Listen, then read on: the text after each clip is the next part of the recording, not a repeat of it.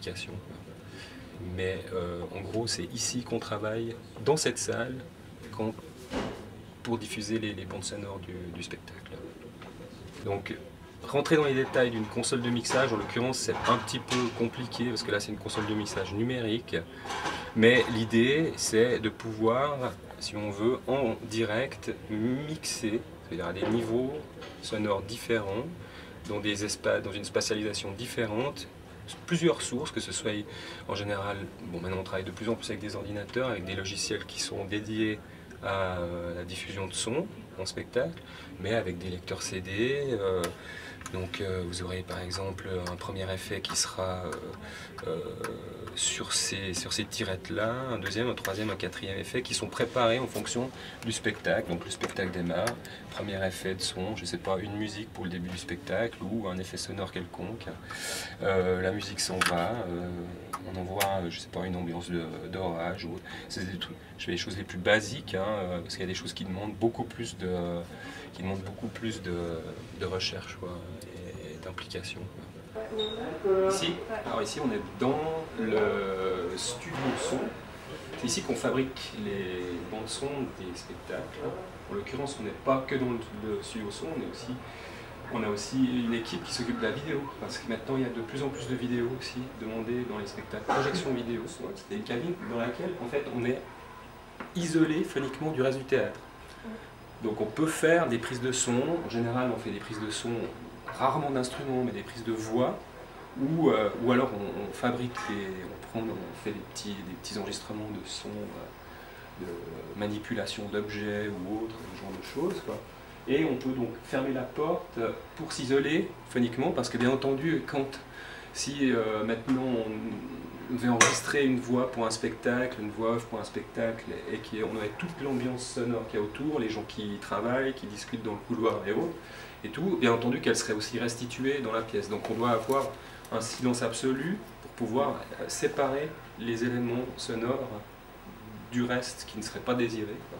On va dire que, par exemple, voilà, tu serais comédienne et tu dois te mettre ici, te placer ici avec un texte. On a justement ici les textes pour les comédiens et autres, les micros de prise de son, avec ce que vous voyez ici, c'est juste ce qu'on appelle un écran anti-pop, donc qui empêche vous connaissez ça, voilà, et on fait donc les enregistrements dans cette petite cabine insonorisée qui nous coupe, qui nous isole du bruit extérieur.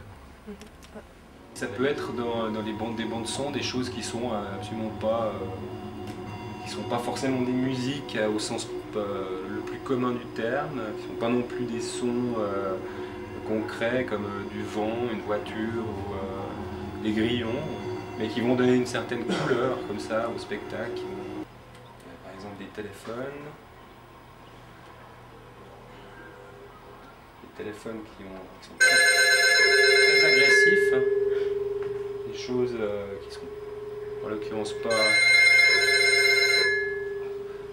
pas des téléphones réalistes, on va dire. Au début du spectacle, Jean-Quentin Châtelain, je me rappelle à l'époque, jouait une partition dans l'air, comme ça, avec des raies de lumière, comme si c'était des cordes, on va dire. Et nous, on a fait une composition là-dessus, quoi.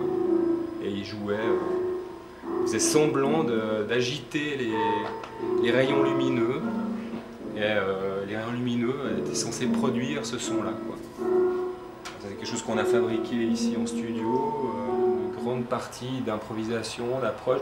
Donc c'est vrai que tout ça, il est nourri par, bien entendu, son apprentissage technique, mais nourri aussi par, comme on disait tout à l'heure, par sa culture générale, par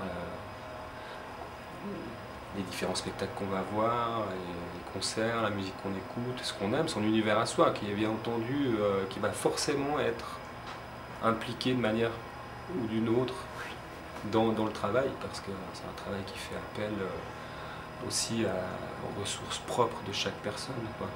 C'est aussi des métiers où vous pouvez être en prise directe avec un metteur en scène, donc faire des propositions directement avec un metteur en scène, quoi, qui n'aurait pas forcément une idée préconçue de ce qu'il a envie de faire au niveau du son. Donc aussi avec des idées, voilà, moi j'ai entendu ici, ou j'aurais envie de proposer ça, ce genre de choses, quoi. Donc il n'y a pas forcément une journée type, donc ce qui fait aussi l'intérêt de ces métiers, c'est des métiers qui, en fait, si on remet en question, on évolue, ou on est peut-être des fois confronté à des choses qu'on ne connaît pas et autres, parce qu'à chaque fois il y a une demande qui est particulière, qui est au spectacle sur lequel on travaille, quoi.